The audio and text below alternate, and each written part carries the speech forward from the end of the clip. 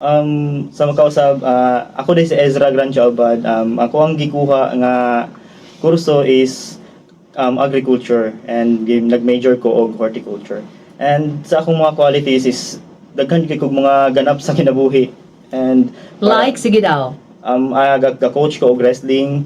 And, Grabe ka kaiba ha, wrestling. Yes, Dayon. daghan ga-negosyo ko go gamay. Kung sa imong business. Buy and selling ko gamay online. Oh, wow, grabe ka kugihan. Sige, what else? Daghan ganap ma'am like ka-take po ko og photography Mhm.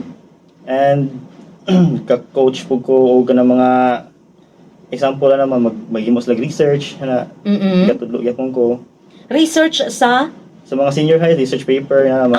okay, wow. Sige. And then mo na ako mga ganap pero may ka-pageant po ko usahay. Oh, sige. Interesting. Daghan jud murag daghan jud ko mga qualities nga or mga experiences diri nga para makasurvive lang ko kay ako ram gud gapuyo diri alone sa Bukidnon. Kay, mong family. Nasa Davao, ma'am. I'm from Davao, jud. Davao City. Davao City. Yes, ma'am. Dayon, ikaw ra alone ang naa dinhi, Yes, ma'am. nag-boarding house ka diri Yes, sa ma'am. CMU? Nasa Lumbo ko nag-board. Lumbo ka karon, na ma'am. boarding house. Dayon, meaning ikaw ra ang ga support sa imong self or ga padala gyapon si mama ug papa?